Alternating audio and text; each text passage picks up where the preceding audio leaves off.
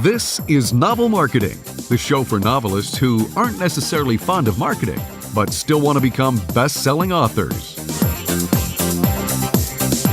Thomas, we have broken through the 100 episode barrier. We have done 101, and now we are streaming toward episode 102.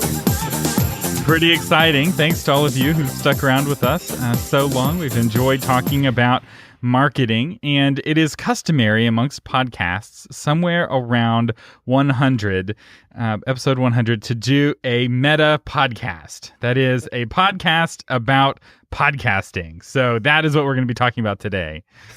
Yeah, so it's almost an unwritten rule. It's like a requirement, right, Thomas?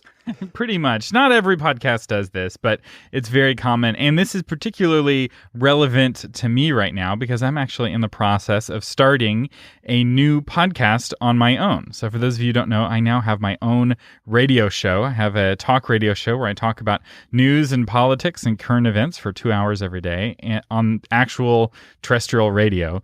And what we're planning to do is to terrestrial. You got to explain that. You got to. So there's these antennas. People can actually tune in to a radio station and hear you. That's right. There's these antennas that stick up out of the ground, and people have these devices installed on their cars, and they can listen to the antennas. What are those devices? Is that radio thing?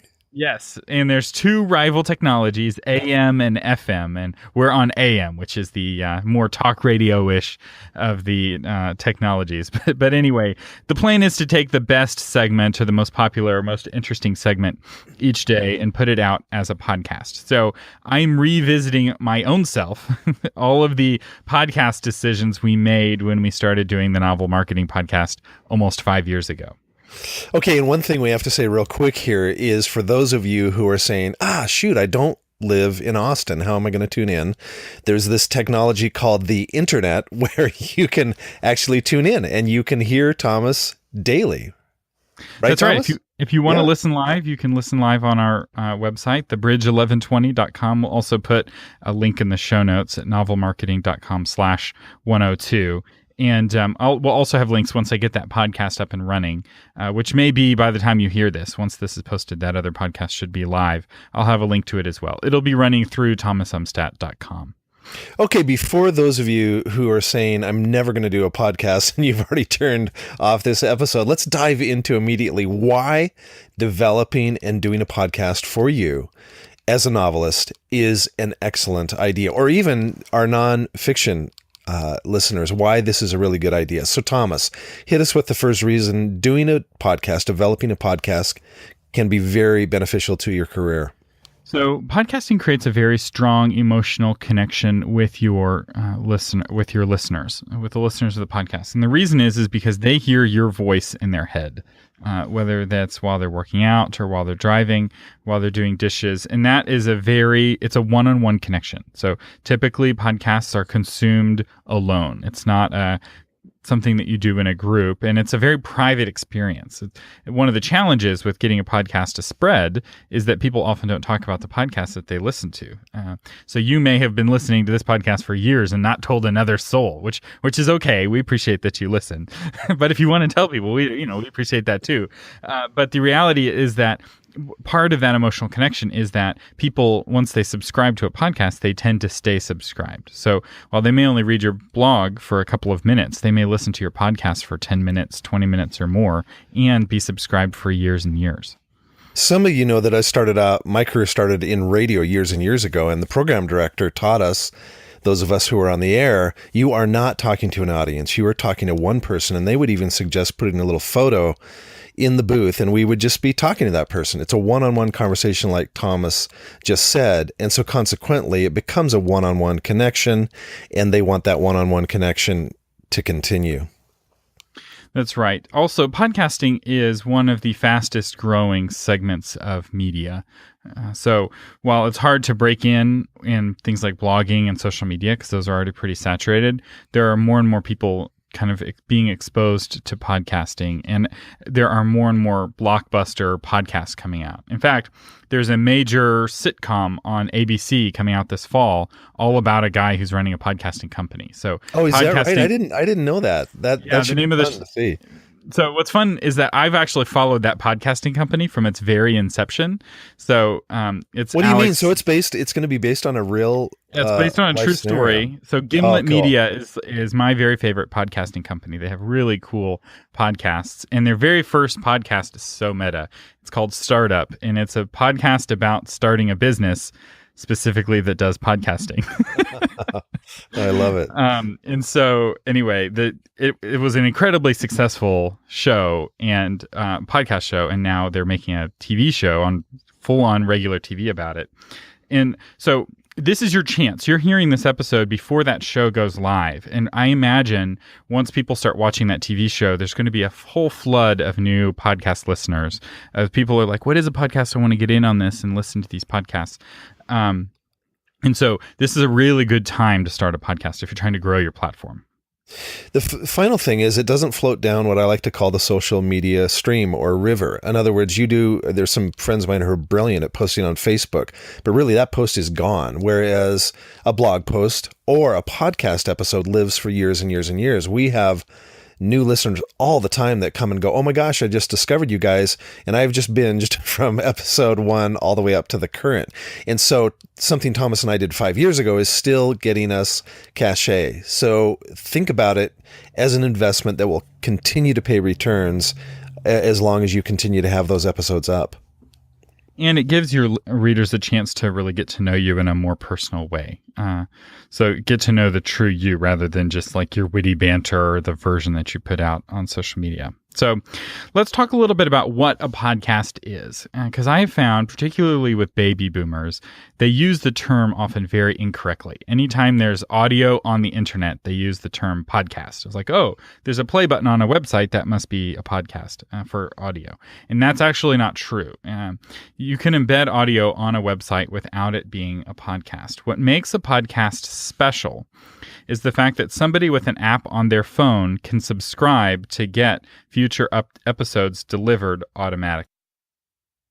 And not just on their phone, they can subscribe and it will come to your inbox, this kind of thing. But it, like Thomas says, it's a subscription where people can consistently get your content. And this subscribing goes all the way back to the beginning of podcasts, before even smartphones happened. So when I first listened to podcasts, I would subscribe on my computer. New episodes would be downloaded to my computer, and then I would sync the new episodes to my iPod, and then I could listen to them while I was out and about. The day, you have no idea how good you have it when you have an app on your phone that downloads the new podcasts directly. It makes it so much easier to listen to podcasts. It was so much harder when I was a kid. I had to constantly sync with iTunes and keep it up to date, and it was very complicated. So that is what a podcast is. And the technology that powers it, you don't need to understand how the technology works, but you at least need to know what it's called. And it's called RSS. So RSS is what turns a good old-fashioned MP3 audio file into a podcast. And without an RSS feed, it's not a podcast. All right, so let's start giving you some ideas on how you can create your own. And the thing we want to start with is picking a format. You have to pick which format you are going to podcast in. So let's just go through a few of those real quickly. First of all, you have to figure out, oh, Thomas, you got something you want to say there? I was just going to say, and when we say format, we're meaning the format of the show, not the format of the file. Like if you're going to use an MP3 or AAC file, we're not talking about that. Just use MP3s. We're talking about like how long your show is, that sort of thing. Yes. So first question is, how long do you want to make it? Some people make podcasts that are extremely long. Some make a podcast that are extremely short. So some of them will have a 3-minute podcast. Some people will go on for an hour. You need to decide which format is going to work for you and then stick to it. Thomas and I guess we kind of break our own rules sometimes because we have an idea in mind how long we'd like to have each podcast. And oftentimes they go over. If we get on a really good topic and that kind of thing. So we're a little bit lenient on that. But one of the things I love about writing excuses, and sometimes they'll go over as well, but I love that they say every time, hey, 15 minutes, because you're busy and we're not that smart. I love that because I go, oh, I got 15 minutes. I know what to expect. So the first thing we'd suggest you do is choose how long your podcast is going to be. In general, the sweet spot for a podcast is 15 to 20 minutes. That's how long a commute is. So that's what the podcast experts are going to recommend. And you'll notice that's what we shoot for in this podcast, about 20 minutes long. Although lately we've been going over. And if you don't like that, let us know if you feel that the podcasts are too long. In my experience, hardcore podcast listeners are less sensitive to how long a podcast is. They're more likely to listen at high speed. And so if you have a longer or shorter, that's not what's as important as being interesting. So it's better to have a 5-minute interesting podcast than a 10-minute boring podcast. And it's easier to be interesting for a short period of time than it is to hold someone's attention for an hour. And let me just jump in real quick, Thomas, and you mentioned something that I think is important. I'm going to say probably 99% of you know this, but for the 1% who don't, you can speed up the podcast. I'm at the point where I listen to all the podcasts I enjoy. I listen to them on 2 times speed because I can get through them quicker, and I've learned to listen to the voices and still get the content. I think, Thomas, sometimes you'll listen at 3 times speed, will you? Sometimes right? the app that I use right now has what's called Smart Speed. So it's 2x, but then it also cuts out all of the silences, which speeds it up even faster, but without actually speeding it up. So it's just a nonstop flow of words. So nice. Okay. I don't necessarily recommend that for everyone, but it's how I listen to podcasts. And it's how I'm able to listen to 30, 40 podcasts, or be subscribed to 30 or 40 podcasts. The next thing you need to decide when it comes to format is a topic mix. So for those of you who are novelists, which is most of our listeners, your topic is going to be more narrow. If you're writing nonfiction, you have a pretty broad option of topics, but typically something around your the subject of your book or the subject of your books. And the easiest one is a question and answer format where people send in questions and you answer them related to your topic. Not that we would know anyone who does a format like that here at Novel Marketing. In terms of topic, if you're a novelist, I would recommend either reading your book and like doing your book as a serialized podcast, which I've seen be very successful. In fact, I know authors who've made it to the New York Times bestseller list by podcasting their book episode by episode or podcasting the rough draft. The other way to do it is to have like a review of other books in your genre. So you have the fantasy, if you write fantasy, you're reviewing fantasy books and you're bringing on fantasy authors to talk about their books. Remember, you want to attract the fans of reading your books, not the fans of writing your books. So the big temptation is to do a podcast on how to write novels. And that is not going to attract the right kind of fans if you're ultimately trying to use this podcast to sell books. Unless you're writing books on how to write books, then that's exactly the podcast you want. And we won't go into this in a lot of detail because we've talked about this in the past, but topics can be the themes that are in your book. So you can riff on the themes for a long, long time about what's going on in your books and why you wrote that theme and why you think it's important, et cetera, et cetera. That's right. The next thing in terms of format is to decide how many voices you're going to have. So for this podcast, it's typically 2 voices. You hear me and you hear Jim. We have the intro guy now, but he doesn't really count. Occasionally, we'll interview a guest, but we don't very often, and we'll talk about why here in a little bit.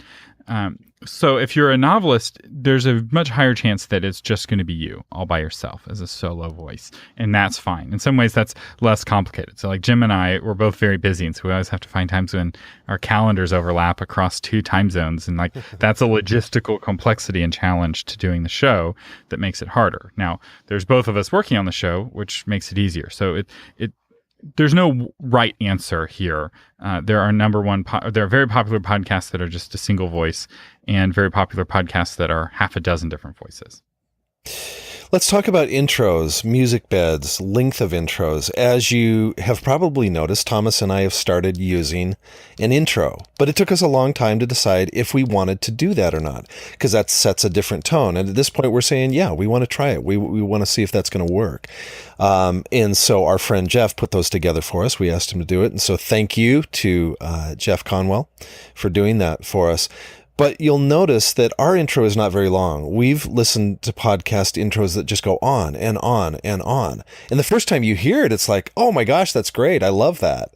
But the second and third and fourth time, you're skipping ahead. So our suggestion is make your intro and your outro shorter rather than longer. In the long run, and even in the short run, your listeners will appreciate that. The other thing, if you're working with a voice talent to do that, play with the music beds. Make sure it's a music bed that fits your format. You don't want to do a sleepy intro if your podcast is really exciting, and vice versa. Right. And with these intros and outros, another reason not to have them be too long is that some of the more advanced podcast subscribing apps can have listeners automatically skip the first 30 seconds of a podcast. So there was a sports podcast that I listened to, and I set the app to skip the first 5 minutes, because for the first 5 minutes, they were just like chit-chatting about their personal lives, and I didn't care that much. And typically, the last minute or two of that, because they go on sometimes for 7 or 10 minutes before they'd actually start talking about sports.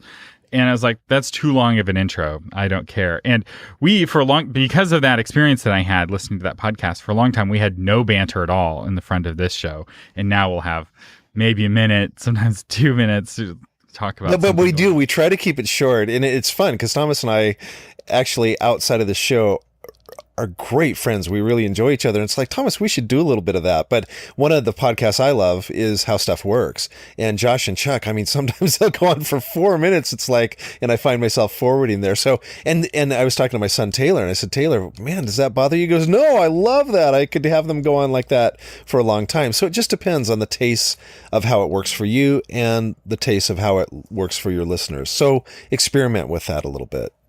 And ultimately here, the only real rule in podcasting, like we're giving you lots of quote unquote rules, but there's only one real rule, and that is thrill your audience. And that unfortunately means that it can be very different depending on who your audience is. So you'll see two podcasts that have completely different formats because they're reaching completely different audiences. So for audiences where minutes are dollars and you've wasted 4 minutes of my time talking about your personal life, I hate that. Whereas in audiences that are more relational, they really want to hear that emotional connection. And so when it comes to rules, just because we tell you to do something, don't feel like you have to do that. Let thrilling your audience be your guiding light. That's good. Thomas, let's move on to show formats, popular show formats that have proven themselves out to give people maybe a little bit of a menu of what their show format might look like. Right. So the first one is the most popular in terms of listeners is the NPR documentary format. This is what Gimlet Media is based off of. These are highly produced. It's not uncommon for a 30-minute episode to have maybe 40 or 80 man hours of work go into that 30 minutes, sometimes hundreds of man hours of work. So there's a whole team working on the podcast. There's credits at the end. And there's a reason why Gimlet had to get venture funding in order to pursue this, because this is hard to do on your own. I do know people who are able to do an NPR documentary format. And so, in fact, there's a show called The Pitch that is basically Shark Tank, but for your ears. And it's a very similar format to Shark Tank. You got a bunch of venture capitalists in a room, and different entrepreneurs would come and pitch their businesses, and then he would edit it down and splice it together. And very, very clever show format. And he ended up being acquired by Gimlet because they liked it. But at first he did it all on his own, or I think it was him and his wife who did this show. So that's the hardest format to do. Obviously, that's not what we do here. And if you're doing it on your own, that's probably not the one you want to pursue. The most common format that I see authors do is the interview format, where they just bring in guest after guest, and every show is interviewing a different person. And that can work really well, because if you get interesting guests, my gosh, you're essentially just asking the questions. There's not a lot of prep time, a little bit of prep time to understand who your guest is, a little bit of prep time getting those guests. But that can be a very effective format because they're providing most of the content. That's right. It is a very saturated format. So while there are people who are successful with this format and have, hundreds of thousands of subscribers, there are many more who have dozens of subscribers. And we have erred away from this format here on Novel Marketing, just because there's so many other, podcasts for authors that just interview people all the time. And if you want to listen to interviews, you can go to those podcasts. That doesn't mean that we're not going to do interviews in the future, but we're very particular about how our guests sound. We want them to have good microphones and sound like they're in studio, and most authors aren't able to do that. So that's just our choice. We have a good friend, Mary DeMuth, and this is her show format. She has interviews with people of how their lives have been restored. And she would probably say one advantage of that format is, one, it's less work, but two, people tend to promote the episode that they're on, which means that it's a format that tends to promote itself. As you bring on people into your podcast who are popular and have followings, they spread the word. Whereas for us, we have to rely more on our listeners to spread the word, which is a weakness of our show format. So I would call our format a focused discussion. We try to be focused on just one topic per episode. And this was going to be multiple episodes, and Jim was like, I don't know if people are that interested in podcasting. So I was like, okay, we'll do this as one episode. So we're focusing on podcasting, but we're doing a little bit longer one here. But we're not like rambling all around. And there are podcasts, and there are successful podcasts where two people just chit-chat and ramble for an hour and a half, and they have millions of subscribers. Hello Internet's probably the best example of that kind of podcast. Now, it helps that one of the guys is already a celebrity in his own right. The Bugle is another one where I think both guys were celebrities in their own right, and they can get away with rambling more often. If you're not already popular, I would recommend staying more focused with your discussion. Let's talk next about Solo Script, Thomas. Yeah, so Solo Script is this is another kind of element of formats. This is where you've written out your podcast word for word. And so these often tend to be very short. So Grammar Girl. It's a 5-7 minute podcast, and it's all explicitly written word for word, and she reads it. It's a very popular podcast. I imagine many of you listen to Grammar Girl. Most authors, I think, listen to Grammar Girl. It's 5 minutes. It will increase the quality of your grammar. Believe it or not, it's a fun podcast on grammar. I know some of you don't believe me. Well, listen, tell me that I'm wrong.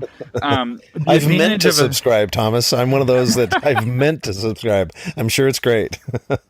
Right. So one advantage of the Solo Script format is that each podcast also ends up being a very good blog post. So Grammar Girl now is ranking on Google for lots of grammar-related search key phrases. As people ask, should I use your or your? She has a chance to rank for those phrases because her script doubles as her podcast. As script blog. What we do is an outline, and we do post this online so that there's some keywords for Google to go through. We call it our show notes, and if you want to ever see the notes for an episode, you just go to novelmarketing.com/that episode number. So novelmarketing.com/1 will take you to episode 1. And we do it because we like to have links. So if we mention a website, we're not going to spell out amazon.com/blah, blah, blah. We'll just say, go see it on our show notes. That's the link. So that's what we use. That's a little bit easier. Our outlines start off in Google Docs. And actually, Jim and I are both looking at the same Google Doc at the same time. And we can make live changes. So sometimes while I'm talking, Jim will be adding a point below my point. And I know, Jim wants to say something here. I'll do the same. And so let's camp on that just for a second. If you're not familiar with that, if you are doing a co-hosted thing, we highly encourage you to use that as one of your tools. Right. We both see the same outline. Now, Jim and I, we have a very off the cuff. So we experimented with this is your bullet, Jim, and this is my bullet, Thomas. And we ended up just kind of letting it go loosey-goosey. Has been easier for us. But Google Docs is a key piece of software for us, and it's free. I actually wrote my whole book in Google Docs. I'm a big fan of Google Docs and how it allows you to collaborate and insert comments and that sort of thing. The final format, and the one I suspect many of you novelists will want to experiment with, is what I call the single chapter format. This is where you do a serialized version of your book. And this is a very easy format from a producing perspective because you literally take your book, you hit record, you read chapter 1, you click stop, and you're done. So you can do some banter beforehand or afterwards, some announcements or whatever, but the core essence of it is you're reading your book. And Scott Sigler... And if you're doing it... Oh, sorry, Thomas, mention a couple of people who have been successful doing this. Yeah, Scott Sigler is probably the most successful. He read his book, and then he read book 2 and hit New York Times bestseller list. He's the guy to look at as the king of the serialized story. And you're going to be tempted when you do this to make it like you're recording an audiobook and go back and fix and try to reread and that kind of thing. Don't do that. Don't worry about doing that. If you make a mistake, just keep going, because you are presenting this as if it's a live conversation, even though it's recorded, with your audience. So it's okay to make a mistake. It's okay to back up. It's okay to be, let's just say, real within the podcast. And what Scott does is what he's reading in his serialized version is not the final version. He'll make changes to up to 10% of the text afterwards, often based off of the feedback that he's getting from his listeners. And apparently he works in his listeners' names. If he uses their feedback, they might be one of the corpses that he kills at one point or another in the book. So that's formats. Let's talk quickly about equipment. We'll have links to these if you want to buy these specific pieces of equipment. I'm a big fan of Audio-Technica. They tend to be relatively low-priced equipment that is good quality. So it's not what you will see in like a $10,000 studio or a $100,000 studio, but you can get really solid equipment for a very reasonable price. So the microphone that I like for first-time podcasters is the Audio-Technica AT2020 USB microphone. It's a good studio quality condenser microphone, but the advantage is that it can plug into your computer directly. So you don't have to pay for a mixer and all of the other parts of a setup. So if you're just wanting to put your toe in the water, it's a really great microphone to use. I use the Shure SM7B or SM7B microphone, and then I've got a Behringer mixer that I use. So the Audio-Technica, that's like $80, $100, and you're done. The setup that I have is closer to $500. So it's 5 times more expensive, and it's not 5 times higher quality. It's maybe 5% higher quality, maybe not even that. I like the Audio-Technica ATH M20 headphones. So Jim and I both have headphones that cover up our ears so we don't have audio coming out of the headphones and back into the microphone, because that can reduce the quality. I also would spend $10 or $20 on a good arm that you like attach your microphone to, so that it's not in your way and you can hold your paper underneath the microphone. In terms of software, so that's the equipment that you plug into your computer before you hit record. What do you record in? We use ZenCastr, and that's without an E in caster. It allows Jim and I to record each on our own computers, and then it mixes the audio. So if Jim's having internet issues or I'm having internet issues, those are less likely to affect the quality of the podcast. So if you remember, this is a big deal, because you will have glitches. You will be recording your best episode ever if you're doing it with a co-host, and things will go out. So having ZenCastr eliminates a lot of those problems. And Thomas and I did it for years, literally, using only Skype. And we moved to ZenCastr, 6 months ago, Thomas, I would say? And we have loved doing that. That's right. It hasn't solved our technical issues, and you can hear occasionally there's still issues, so it's not perfect, but it has solved the internet-related ones. Right. So we're thankful for that. What we used before is Call Recorder for Skype. Call Recorder for Skype, it's a Mac app, and it allows you to record Skype conversations, but we get better quality with ZenCastr. And then the other thing we do, just to continue talking about Skype for a second, is Thomas and I right now, we are on Skype, and we are seeing each other. So we can see facial expressions. We can send each other messages if we need to. And so that helps us as well. We mute our microphone on Skype, so we're only getting the ZenCastr recording. But having the visual is, I think, an important part of doing the podcast. That's right. It allows us to raise our hand if the other guy's going on too long, which Jim does from time to time because I tend to ramble. So he reined in. If you're doing it just by yourself, though, you don't need to use those. You just want to record on your computer. Most podcasters use free software called Audacity. I use Garageband. It comes with the Mac. It's what I prefer. It's what I'm familiar with. GarageBand used to have lots of really cool podcast features. Many of those have gone away, so GarageBand is not as podcast friendly as it used to be. So if you're just getting started, you might as well start in Audacity. But both, I know podcasters who use both. And if you're ready there are professional, expensive options. But if you're just getting started, I'd start with Audacity. So now let's say you've made your first episode or your first few episodes. You've got the MP3 files on your computer. You've done as much editing as you're going to do. Now what? How do you turn those MP3s into a podcast? Well, there's the easy way and the hard way. So we here at Novel Marketing do things the hard way, partly because we did this back in the day when the hard way was really the only option.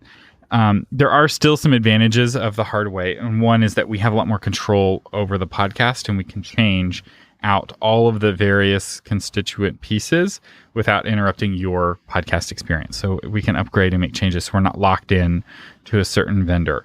The easy way tends to lock you in more. It's harder to move away, which means picking a good vendor at the beginning is harder. So the easy way is to go on a site like buzzsprout.com or pippa.io or SoundCloud or Libsyn or Blueberry. Those are the big players. And Thomas? Yes. Let's, for those who say, gosh, I'm not going to go to the show notes. Could you just run through those real quickly again in case people want to take notes on that? Yeah, you really need to go to the show notes, though, people. Go to our website. So the challenge is these are all spelled weird. The only one that's spelled normally is Buzzsprout. Libsyn is Libsyn. Pippa, pippa.io. SoundCloud, I guess it's spelled the normal way. And Blueberry, I don't remember exactly how it's spelled. I think it's blue and then BRRY. But again, we'll have the links in the show notes. Each one of these tools will create the RSS feed for you and handle most of the technical pieces for you. That's not what we do. We use WordPress. So our podcast feed lives on WordPress on novelmarketing.com. And the files, though, are hosted on Libsyn. So we pay for one of these services, and one of the older ones, Libsyn, which is not what I would use probably if I started. Libsyn has got really old technology. They haven't really upgraded anything in the last... Well, they haven't really changed anything since we started using them 5 years ago. So pippa.io looks to be much slicker, and that's the one I'm leaning towards using for my new podcast. But I am going to be using WordPress as well. So the nice thing about WordPress is that you have a blog companion to your podcast that things like your show notes can live. So the fact that you can go to novelmarketing/102 and see these links wouldn't be possible as easily if we weren't also using WordPress as a companion for the podcast. So what these services do is they generate the feed that is what your podcast feed lives on. Now we then take our feed and we burn it on FeedBurner. And the FeedBurner feed is what ultimately goes to iTunes. I realize that's pretty technical. This is an optional step. But the benefit of FeedBurner is it gives us some stats on subscribers. Now, again, if you're using one of these new services, you may not need FeedBurner because those new services may give you good stats on subscribers. Libsyn will tell us how many downloads we get on a specific episode. I don't know if it gives feed stats. But I'm hesitant to have the feed that lives in iTunes be a feed that's tied to one of these proprietary services. I like it to be owned by something that I know is permanent. And the benefit of FeedBurner is that it's owned by Google. It's free. It's never going to go away. Google's never going to turn it off and break half the internet. As much as people would like you to think that it is, that's not going to happen. Their competitors want it to happen. It's not going to happen. The final step, once you've got your you've uploaded your MP3s to Pippa or SoundCloud, you then take the feed. It'll give you a little iTunes feed, and you take that feed and you submit it to the iTunes podcast directory in the Google Play podcast directory. One more thing I forgot to mention is that there's some podcasting plugins if you do want to use WordPress. Let's talk real briefly about common mistakes that we made and we've seen other people make. And the first one is going too long. It's that old show business adage, always leave the audience wanting more. That is a much better mistake than to give the audience everything they want and much more than that. So you're better to do 2 episodes or even cut the content down in your episode than go too long. The second thing is, and Thomas and I have caught ourselves on this, but a number of times we have interviewed people and we've looked at each other after the interview and just gone, wow, they were really boring. Should we put this up or shouldn't we? And we've made the decision usually to say, you know what, either we're going to cut it down really short to just some interesting sound bites, or we're not going to air that interview. So if you are interviewing somebody, you might want to put the caveat in is not sure when this is going to air, or don't promise them it's going to air on a certain date or air at all, because you don't want the embarrassing thing about going back to them and saying, you know what, you were too boring to put on the air.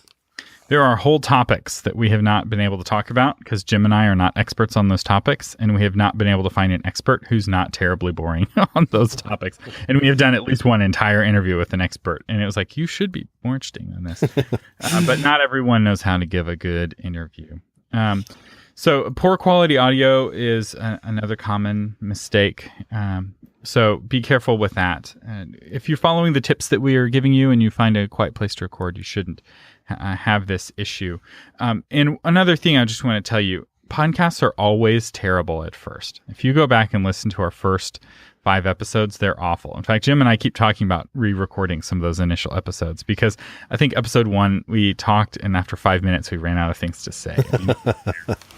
And it was on a huge topic. And so we may go back and re-record those. It's very common if you go to a podcast that you like and you try to find episode 1, you won't be able to find it. Most podcasts, once they find their rhythm, they go back and delete the early ones, trying to make their early amateurish experience go away. So just keep that in mind. Cut yourself some slack.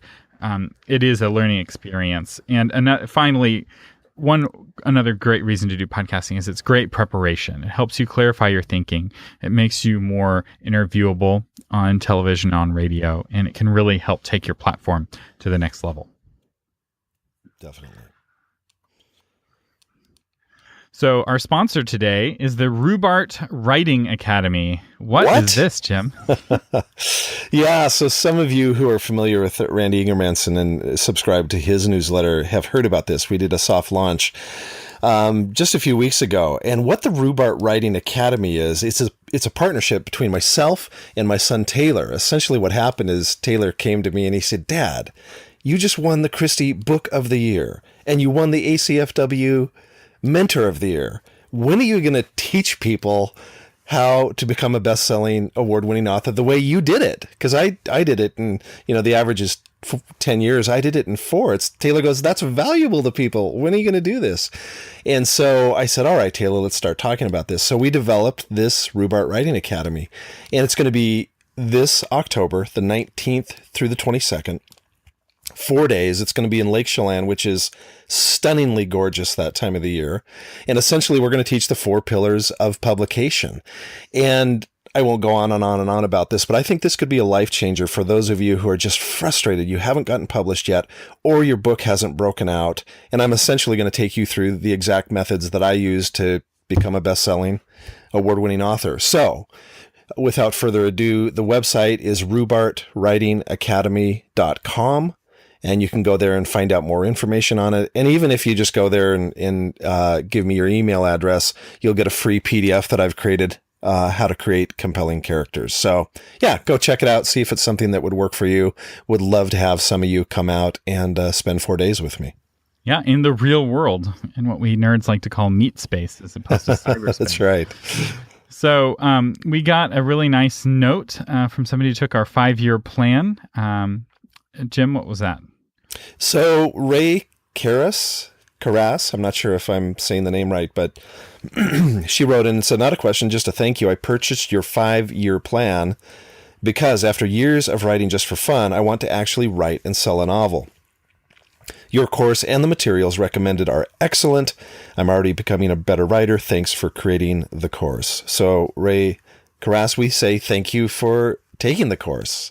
And I love the fact that she has said, yeah, it was just kind of a hobby for a while and having fun with it, but I'm ready to take the next step and become a professional. And we didn't get you, we would have responded to you in person, but we didn't get your email address. So we figured the only way to say hi was over the podcast. So you got your shout out. You've been listening to James L. Rubart and Thomas Umstattd Jr. on the Novel Marketing Podcast, giving you novel ideas on how to promote yourself and your writing offline, online, and everywhere in between. Thanks for listening.